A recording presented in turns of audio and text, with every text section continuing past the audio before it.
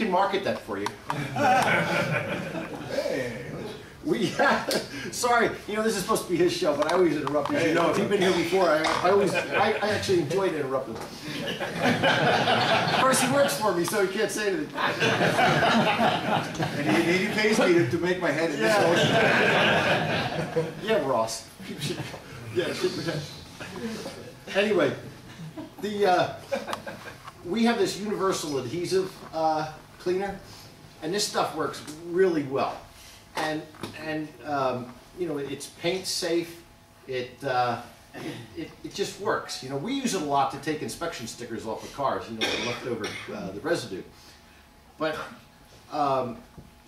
it's this, or you could take some pre-clean, which is a wax and grease remover that you could buy just about anywhere. So you know, there's different products on the market, but between this and pre-clean, you'd probably be Right. Pre-clean definitely won't hurt. Where do you get that? Where do you buy that? This, we get this from Napa, but you can get this at any auto parts store, I'm pretty sure. And that stuff will kill you? Oh, I don't think I'd put this on my hot dog. But yeah, if you look on the back, you know, they code this stuff with like skull and crossbones. Awesome. We like it. But also, if there's a, sure, if you want to go out and to a Napa store or whatever and buy some kind of a solvent, you want to try and test it on a little small little area to make sure it doesn't pull paint. Not like Joe C. It's like beauty clothes. Don't talk about that. Where do you get those foam things? You can go on to jump online and go into like upholstery supply stores. They'll be happy to send you one for like $4. And also this company is called Osborne Company. Just jump online and, like I said, they'll be happy to take your money. We're like Michael's that, you know, the art department. Yeah, they might have something similar to this. Because it's just pretty much a general push or trying to. So Harbor Freight sells a kit of about 5 different pieces for like $6. Really? Harbor Freight? Yeah. Sir, do you have a question? Stained glass studio without. Yeah, that's it right there. Oh, okay. There you go. These are not dentistry tools. No, I'm sorry, sir. You said Stained glass studio. stained glass. Where you do stained glass. Oh, okay, yeah. They're made out of the same Teflon plastic. Yeah, great idea. Sure. They wouldn't be shaped like those L ones, but they'd be more like what you're holding there. Yeah, it's a great tool to have And they're about because it doesn't scratch. It's soft on painted surfaces. So. Sir? Yeah, I have a TR3 seat, or seats, and whoever covered the seats, put new covering on the seats. Covering itself is nice. However, the piping along the bottom is all ripply like that, and when you look underneath, it's the old canvas and horsehair. Oh, okay. So whoever did it, looks like they put it on the old, you know, does that take all off and put all new padding? Well, it all depends if it's still standing up nice, if it's still, you know, firm. Stands up nice, Yeah, but it's the piping, it just looks like hell. Yeah, underneath, sometimes the piping itself might be twisted. If a lot of times when we do piping underneath, I'll turn it all to one side. So you have your two pieces of material, then you have your piping. If it's tucked to one side, it wants to stay straight. But if it's doing this underneath, then that means that it wants to, you know, it just wants to look odd like that. If you want to get in there and just pull one seat apart, try giving it a tug, see if you can glue it up straight. If not, if you don't have any success, we can, you know, certainly you can talk to Matt. We can see what we can do for you if you're not. So, anybody else have any more questions? Oh, I'm sorry, go ahead. Yes, sir. Just case in point, I've done a couple old Volvos, and I like the smell of the horsehair. Huh? And if you replace all the foam, you don't get that archaic smell. Right. Which is part of the character of the car. So I'm doing another one right now, and what I found is I've taken there's a dense rubber mat you can buy cheap that they use in yoga classes. Okay. You cut that to shape and cap it. that'll get rid of all the springs coming through. Right. Give you a nice firm seat. Sure. And it's denser than and it's not as fluffy as Yeah, that's what we call it topper foam in the business. You can get different densities of that. And if you want to still have that old rustic smell and feel of the original, you know, just a little bit of a dense foam on top there will give you, you know, the protection that you need from anything poking through. And also it'll give you your original feel, actually. And that'll keep the springs from showing through. Right. Yeah, because they want to work their way through. After all, it's horsehair. You know, it's been around for a while. So, all right. Well, if there's no more questions, I want to thank you guys very much for. Hey, Brad, we're not gonna let you get off that easy.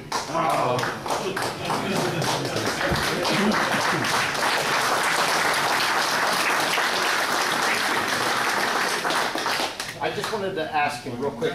This is a typical TR250 seat, and it has these bony structures on each side. Can you now, after 45 years, somebody, you know, as you said, they were flipping their butts past here and everything. Now this is all broken. Can you take the dense foam and rebuild this with foam, or do you have to get the wires replaced? Well, the wires can be welded. Yeah. I've already rebent wire. Also, I've also gone behind here and I actually put foam behind here, so it doesn't want to compress so much. And that's basically the biggest area where it wears out is this edge out of here. Everybody pretty much knows that, but there are different ways of reworking that. But simply taking these guys out, it won't hold that stance. It won't keep that shape, because you need this wire in here, because that's the reason why they put it in the first place. You need that edge to hold you in your seat. So, You know, I think one of the things that you started to touch on was the typical do-it-yourselfer that's going to do this on a weekend, that actually thinks they're going to do this on a weekend, is going to pull this seat apart. They're going to buy the standard foam kit. And first off, the standard foam kits that you buy from Moss, Roads Factory, or whatever, don't necessarily fit. no, So you're going to be going down to Walmart and buying a turkey knife, because you're going to have to. And this is some of the stuff we do here all the time. You know, we buy our own foam and we're doing it ourselves in house. But typically, what you do is you go to Moss, Roads Factory, whatever. You buy the foam kit, because you got to buy everything. There's no reason to think that you're going to be able to put a seat together with the same foam that it had. Because most of the time, I mean, we all know if anybody's got an old car, you're going to see all the foam on the carpet. So every time you take your car for a ride, you get the vacuum cleaner out, clean the foam out, and move on. So, but the foam doesn't fit right, which means then the covers aren't going to fit right. And I was just going to just real quick talk about the problems we've experienced here, where you buy this kit, you get it home, you're all psyched up, you go out there on a Saturday morning, you start to put your door panel on, and the door panel doesn't fit. Well, the door panel's actually too big, or it's too small. It's too small. Yeah. So then you're like, you know, oh, shoot. Nicely done. Yes. Yeah, he's warned me a couple times about that. He doesn't want to spend a lot of time editing my talk. What we find is that, you know, it's not uncommon to take a door panel, and what I'm getting at is it's not uncommon to take a door panel and pull it off, and, you know, having to re-glue it or re-staple it Or trim it, or so it's not uncommon to get this thing brand new. You just spend $1,000 on this thing, Yeah, they're expensive. get it home, and now you're like, oh crap, you know, how can I get this thing to fit right? And, you know, for us it's frustrating, because, you know, even though we do this all the time, it's very easy for us to overcome the obstacle. But, you know, I think there's a certain amount of, you just have to be patient. Right. If you're going to do it at home, there's no reason you can't do it at home. But, you know, just be patient. Count on taking your frame, sanding it down, painting it. There's a lot of little things when you start to do a job like this that you don't really think about until, you know, everything looks fine, and you take the seat, you look at it, and this isn't bad. It doesn't really matter whether you're talking about a TR250 seat or a Austin Healey seat or an Aston Martin seat. You know, it doesn't really matter. They're all the same. So don't be surprised if you take your covers off.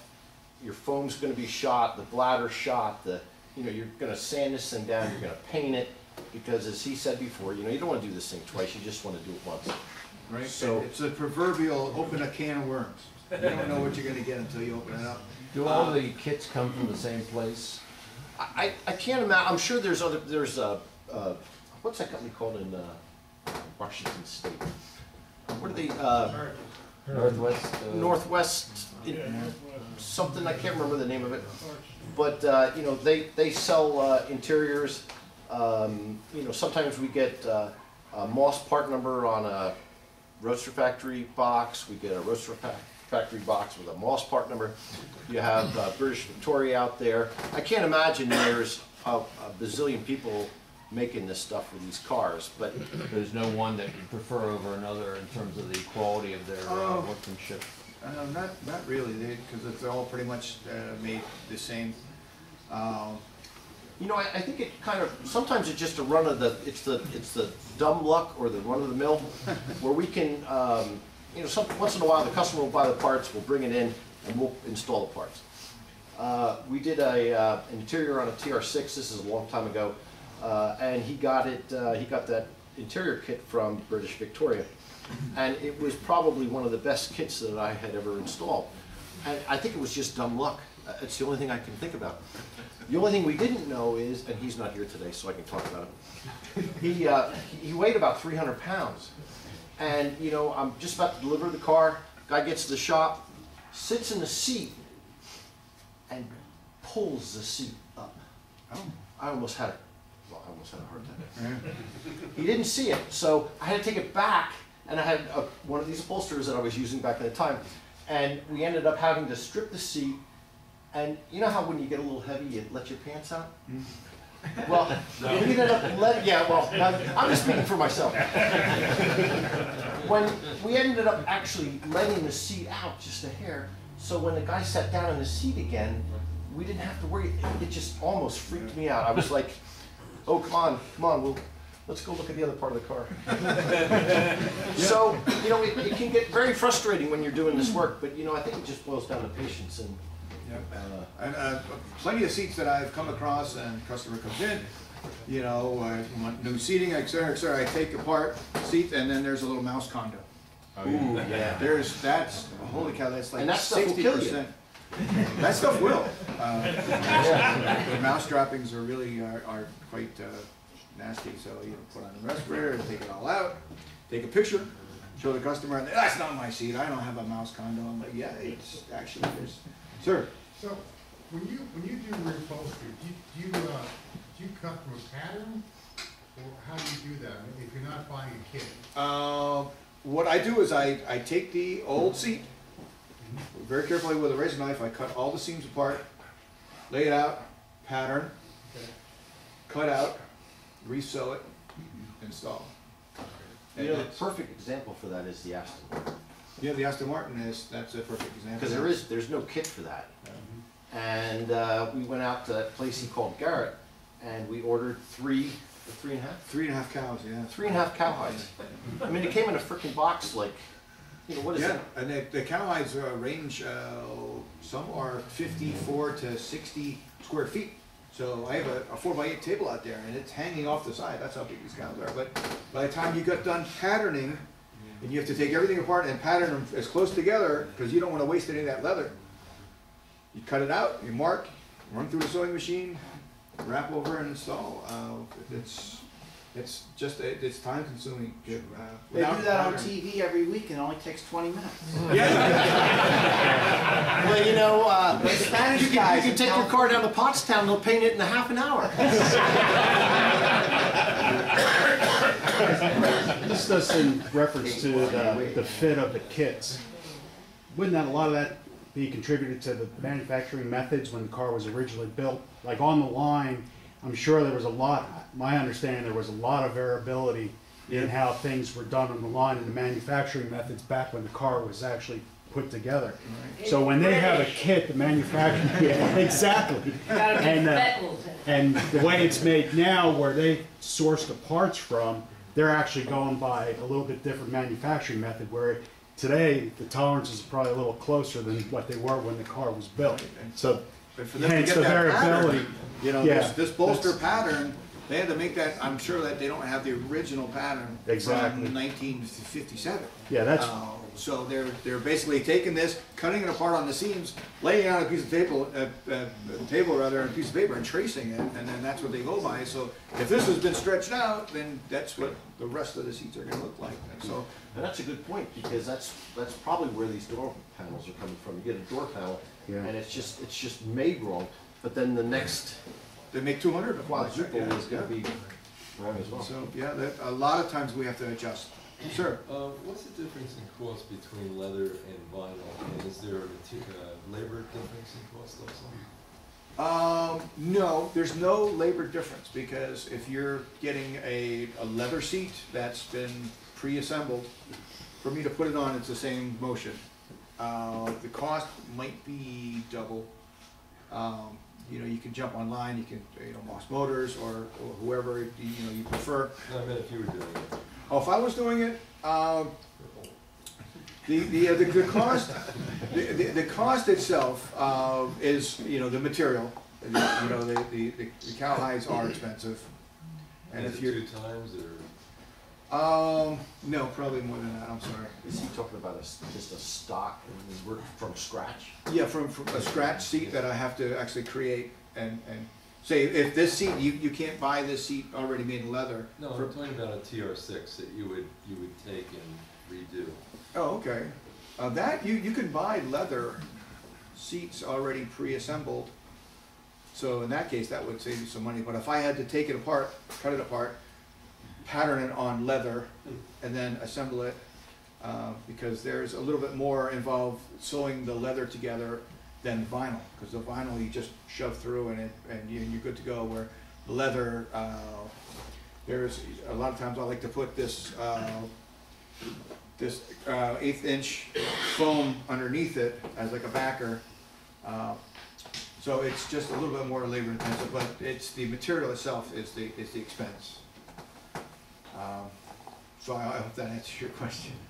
Well, you know, it's a labor, I think it boils down to labor in that, if we were gonna take a TR6 seat, disassemble it, clean it, paint it, and then have him sew it up in the way it was, then, you know, I think the labor is gonna outweigh the material cost on that. Oh, sure.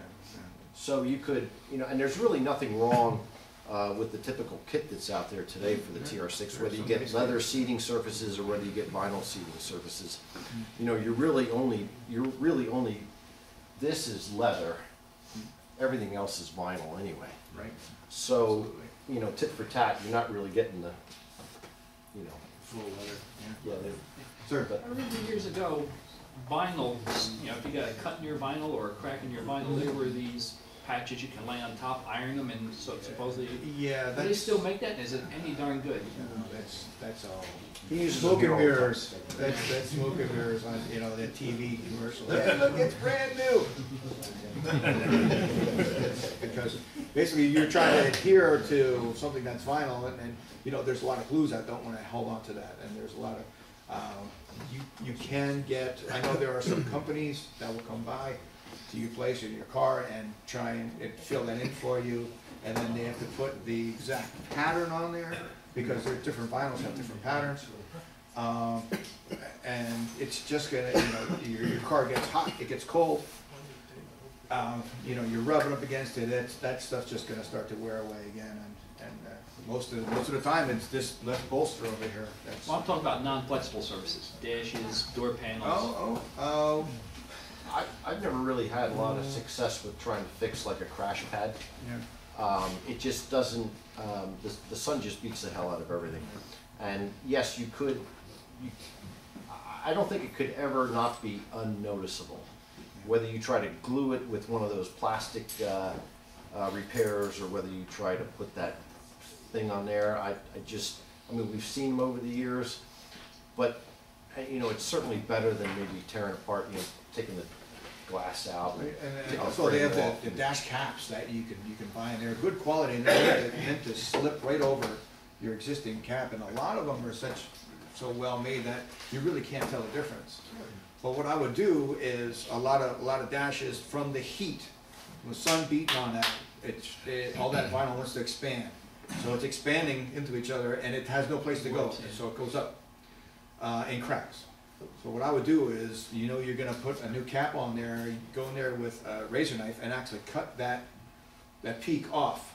So you have like a little bit of a concave kind of effect there, and then that way you slip your little cap on top and it's going to stay flat instead of being up on the top of that peak. So dash caps are cheap and they're great. You can paint them whatever color you want. They're really They glue in place, pretty much? Yep. Yeah, they sell a thick tube glue, almost like toothpaste. Stick them on there, put some sandbags on top there, and you know, overnight, next day, it's, you can't even tell. But you could do it too. Yes, oh, sure, yeah, absolutely, yeah, absolutely. Brad, here's a Yeah, are question. there things that you guys do to reinforce, like if you did a kit or you rebuild, like seat bottoms? Like you mentioned a minute ago, adding extra foam backer to the leather, for example. Are there other things that you do, especially I'm thinking about the seat bottom, to make them Right. last longer, be softer, you know, Well, sagging or first, dry rot? it starts off with the proper diaphragm on the bottom. I know we like to buy new, because after a while, this will let go. If we buy a new diaphragm and install that, that gives you the proper tension that you need underneath. Also, you don't really want to build up too much on the seat. You don't want to add any more foam there because you're just going to get higher. You know, your little bit of hair is going to be sticking up above the windshield when you. But no, I'm just kidding. Yeah, but there, if you request, if you want to have something that's a little bit more sturdy, and we can jump into some heavier, thicker foam, more dense foam. They sell a thin foam, you know, 1/2 inch foam that's real dense. You put that underneath your soft stuff so you sink down, and as you compress that, then you get down and but it's mostly this bolster area that everybody complains about. That new cars have them, you know, the old you know, TRs they don't. Especially if you have a 3 or a 2, that's a pretty old seat, you know, old style. So the lumbar support area that you're. Yep, a little lumbar. Yeah, what I would do is I would fashion a little bit of, actually I use a 2-inch foam, and then underneath I would put a little more of a high density, so if you do like 3-inch of high density, and then wrap it, so it comes out to be like a 5-inch, so you have your soft on the outside, a little bit heavier, and it really, it gets comfortable, you know, and it really does conform to, you know, your body. Yeah. You know, we're gonna break for lunch, but I did want to acknowledge, I forgot to acknowledge my part-time workers here. And, you know, my mind is, as I'll tell you, it gets kind of screwed up once in a while. But, you know, we have Ron Howanowski, he helps us part-time, very good, helps us. Yeah, see, why don't I talk about my mind? We have Mike Mitchroy back there. I tell you, I'm just like, and we have Chip Kraut that helps us part-time. And so I did, of course, my wife who made, my wife and daughter are here. Yay. Sue Emily's in there.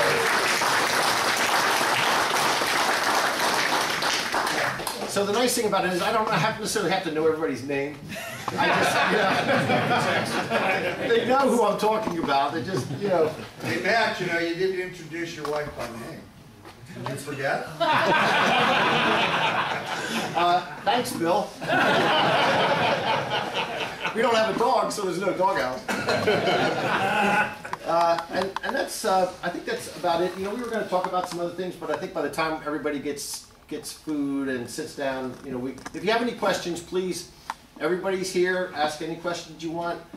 We'd be more than glad to, you know, spend as much time as you need. This was kind of like a crash course in upholstery. I mean, it's great when it works. Yes. And it's really bad when it doesn't. But, you know, it's just one of those things, just it takes patience to do it. You know, and I think the seat, you know, if I had to, the seat to me is the hardest. Yeah, there's you know, door panels, you can fudge a door panel, you can fudge the back, or you can do whatever you have to do. But the seat, if the seat isn't done right, and there's a whole bunch of stuff that's happening here, you got to pull it, glue it, you know, put the hog rings, you got your diaphragms, you got the clips, that, you know, there's just a whole bunch of stuff on there. And you really, once you put the foam in there and get it built, you only get one shot at it. And then once that's done, you're done. So it's very hard to come back from the point of no return on this. But we're going to, you're also eating? Al has one question. Oh, Al. Several years ago, Rich Herwig and I were at a convention, and we got one of these little cards, which is a Lucas color coding of the wiring harnesses. So I had about a dozen made up, and if you're interested in keeping one in your glove box, for $1, it's yours. That was a non-sanctioned plug. Everybody just try to remember that if you have any questions at all, pick up the phone, give us a call. We'd be happy to answer any questions you have.